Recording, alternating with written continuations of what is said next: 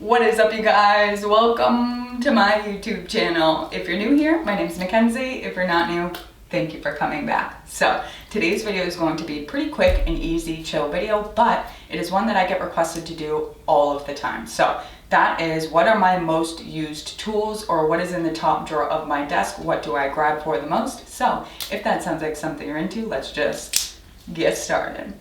Okay guys, so just jumping right into it, we got quite a few tools to get through. I think this is the most important. So if you're going to be making stained glass, you're going to need some type of light box, drawing pad, tracing pad, depending on how you make stained glass. So you guys have seen how I make stained glass.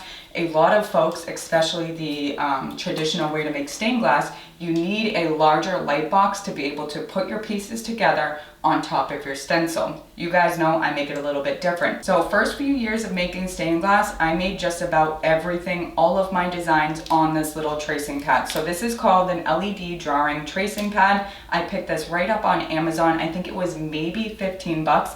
Anything I can find on Amazon, of course, I'm going to link down in the description box below for you guys, but this is super affordable. And if you don't have one of those larger stand-up light boxes, especially if you're going to be making your own designs, you're going to need something like an LED drawing or tracing pad if you're making symmetrical designs. So I think, again, I've showed you guys in another video how I make my stencils, but if it's a symmetrical stencil, I will draw half of it first and then draw the other half, even if it's not. An example here, I'm making an elephant head. So I'm going to draw half of the face first, then I'm going to draw the other half of the face by tracing it so it's perfectly symmetrical. Then I'm going to draw the trunk however it is, standalone, not tracing anything. Does that make sense? So anytime I need something to be symmetrical, you're going to need to use something like an LED tracing pad or drawing pad. And of course, if you've got one of those big stand-up light boxes, use one of those. You can probably build your own pretty easy. I've been thinking about doing a video on that. Let me know what you guys would think. I think all we need is really a couple 2x4s, some LED light strips, and a piece of acrylic on top. So let me know if you guys want to see a video about that. I feel like I am very capable to be able to build that. But anyways, if you don't have one of those, an LED tracing pad is going to be key, particularly if you're making your own designs. So I'm going to be honest with you guys, I don't use this anymore. Like I said, this is probably the first 3-4 years of making stained glass, but somewhat recently I got an iPad and I make all of my designs on that. Now I'm going to be straight with you guys. I make all of my designs on my iPad, and if you can get yourself an iPad or a G-pad and some type of drawing program like Procreate, that is going to be key. That is going to make making your designs so much easier, and it allows you to just kind of step up your artistry. So having a program like Procreate not only allows you to make pieces that are exactly what you want but perfectly symmetrical, but they also have so many other different types of tools to help you draw something that maybe you wouldn't be able to draw without it. So if you can get yourself something like that, great. If you can't, no big deal either. You by no means do you need an iPad or a G-pad to be able to do this job. Like I said, this is the first few years of making stained glass, 15 bucks on Amazon. This absolutely does the job. If you can get an iPad or G-pad, great. If not, no big deal either. Get yourself one of these. Okay, so moving right along. Next up, again, particularly if you're making your own designs, even if you're not, any type of measuring tool. So I've got tons of different types of rulers, protractors, compasses, degreed compasses, or degreed protractors. So this has the degrees up here, and that is particularly nice if you're drawing something like, say, a spider web and you want it all to be symmetrical. Having different tools like this is going to be super, super helpful. I've got carpenter squares, big straight edges. I've got a ton of different kinds of these, large form, short form, depending on what size the piece is I'm making, but tons of different measuring tools like this are going to come in handy all of the time. I am constantly reaching for these things whenever I'm making a new design. Okay, so next up, you guys know I do not like nippers. I don't like grozers. I don't like grinding away at the edge of my glass with metal. But I do use different types of pliers all of the time for different areas. So I've got tons of these little mini pliers because they all fit right in my top drawer. I've got long needle nose, I've got short needle nose, I've got flat ones, curved ones. I've got all different types. and those are particularly good for when you're actually putting your piece together. So just for an example here, these needle nose pliers, these are going to come in perfect handy when I'm attaching a jump ring to the top of a piece. Okay, so let me show you real quick. Is let's say we're making this sun catcher, which again, you guys have seen me make here on my channel. We've got our sun catcher together, yeah? So we need to attach our jump ring to the top. We've got our sun catcher sitting on our table, and we've got to attach the jump ring and solder it in place. The only way we're going to be able to hold that jump ring in place is with these pliers. Then we can come in with our other hand that's not holding the sun catcher and tack solder it in place. Does that make sense? I think I've got like, I don't know, probably 8 different types of pliers in my top drawers. So having a bunch of different options are super handy, especially if you can get these little mini ones. I love these little mini ones. Not only do they fit in my hand more comfortably, but they all fit in my top drawer. So a bunch of different types of pliers. If you want to use your grozers, nippers, whatever you want to call them, use those too, but I use a ton of different type of pliers all of the time. Okay, so next up, this is something else I found in a different video. These are 100% silicone finger protectors. Now, again, this is something I've recently discovered, but ever since I discovered them, I've been using them non-stop. So you can find these again right on Amazon, or I found these at the Dollar Tree. So they were literally $1 for a pack of 3, and I've got quite a few packs all of the time. Again, you guys know I have nails, so all I do is just cut a little hole at the tip and slide my finger right through. I use these every single time I'm grinding glass now. I never grind glass without them. And there are certain types of glass that when they break, they tend to be a lot sharper than other glass. Yes, all glass, when it breaks and it's a raw edge, is going to be sharp, but specifically some types of iridescent in cathedrals I find get a lot sharper. So if I'm working with specifically that type of glass, I will also throw these on just to protect my fingers. I mean, yeah, I'm years in now, my fingers are used to it. When I get sliced, it's not as painful as it used to be. I'm so adjusted to it. But now that I found these, I am wearing them all of the time, and it's nice to have sensation almost in my fingertips again. So after you slice your fingers that many times, it's almost like your fingertips kind of become numb almost. I don't know how to describe it, but I've got so many scars and cuts on my fingers all the time, and this is kind of bringing the softness back to my hands, which I enjoy. Like I've said before to you guys, my hands are my favorite part of my body. That's why I decorate them with tattoos and rings and nails. I love my hands, so if I'm able to protect my fingertips and just keep them a little bit nicer looking, a little bit softer, I'm down for that. So I'm so glad I found these 100% silicone fingertip protectors. You can find them probably also at Walmart, Dollar Tree, Amazon. Again, I'll link them down below if I can find them. Okay, next up, again, a super important tool. These are your runners. So these are your basic run-of-the-mill runners. We've got a curved edge, a flat edge, and of course you've got your set screw and replaceable pads. So I've gone through only a couple of these. I think the very first pair I got was this. Then I got another red pair before I discovered you can replace the pads. Then I picked these up again years and years ago, and I've been using them ever since. So I believe this is Ion Tool. Again, I'll link it down below. They're right from Amazon, super affordable, maybe 10, 12 bucks, and I've used them ever since.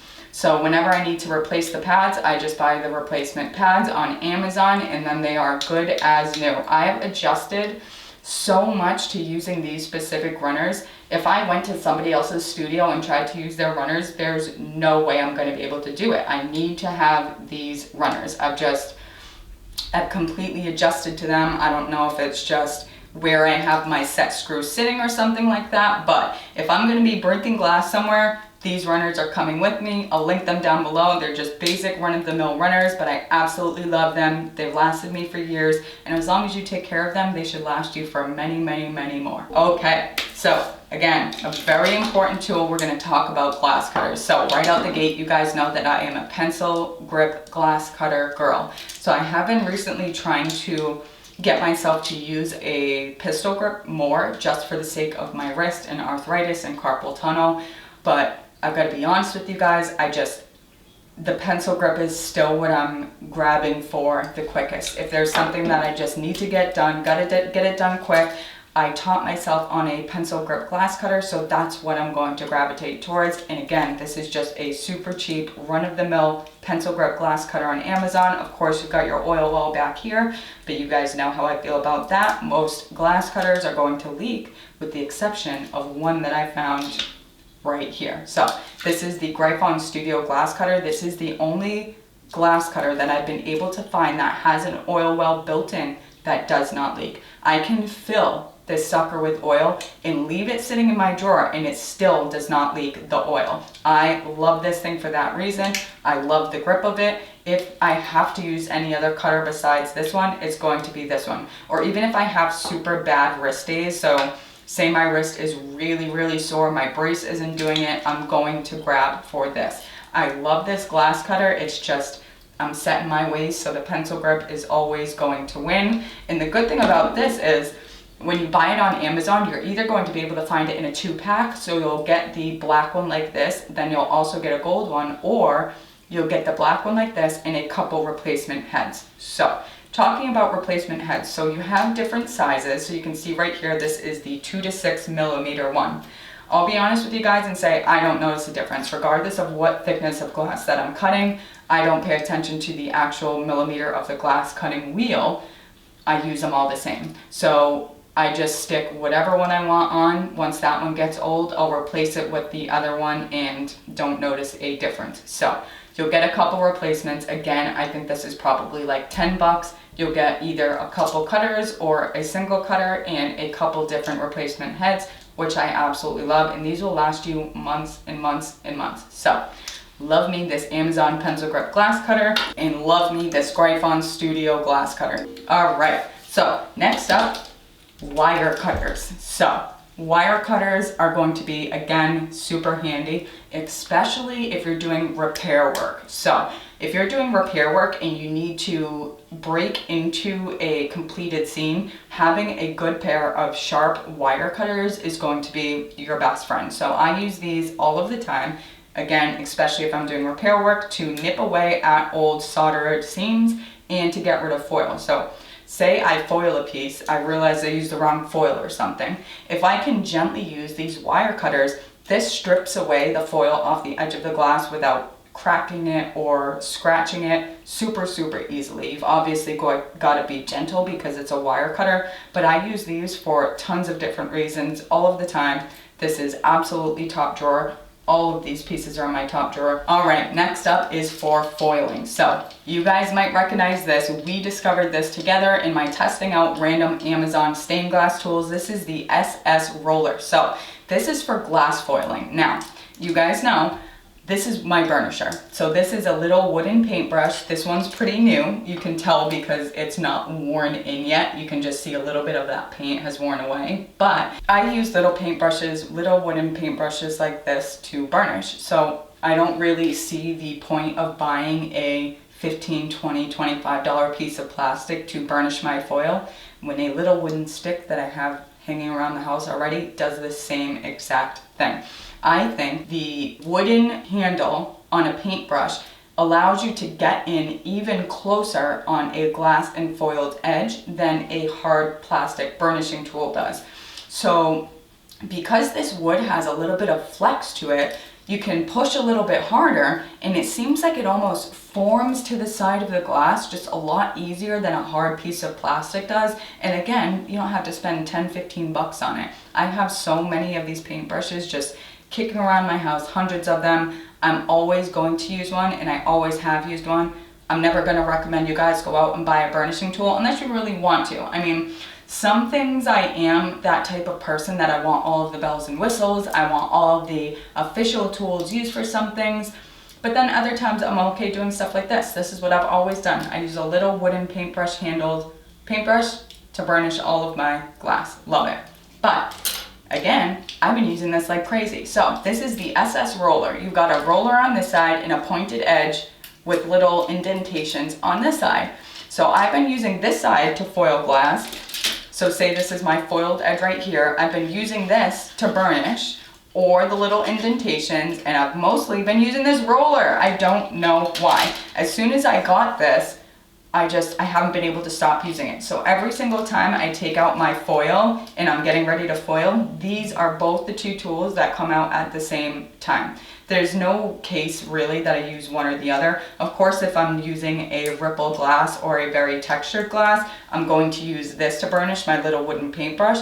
But if it's a flat, smooth glass, I'm gonna grab the SS roller. I love it. I think it's so much fun. It works fantastic and it's versatile. So if you've got a ton of pieces that are all smooth, flat, and larger, having the SS roller just makes it so much quicker and funner. I don't know, I absolutely love it. This is the SS roller. I found this on Amazon. I've been having so much fun using it ever since I found it months and months and months ago on that video. So the SS roller, little wooden paintbrush, these are my burnishing tools, just being honest. Okay, last and arguably the most important, my soldering iron. So again, this is a Hakko soldering iron. This is the Hakko FX601.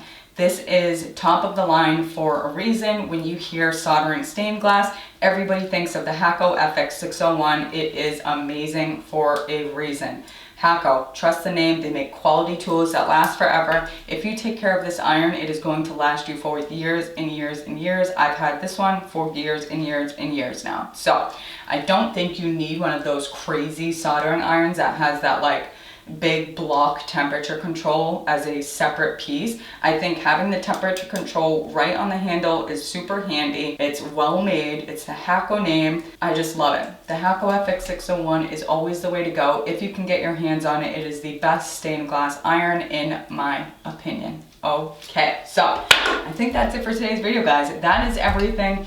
The most important tools in my top drawer. So I hope you guys enjoyed today's video. If you guys think I forgot anything or left anything out, or if you guys have something in your top drawer that I didn't mention today, comment it down below. But I think that's it for today's video. So as always, guys, thank you so much for watching. Don't forget to subscribe, like this video if you did, comment down below. Let me know what do you want to see next, and I'll see you next time. Bye. I forgot one last thing, Band-Aids. I've got tons of Band-Aids in my top drawer. If you're a stained glass artist, you're thinking about it, buy a lot of Band-Aids.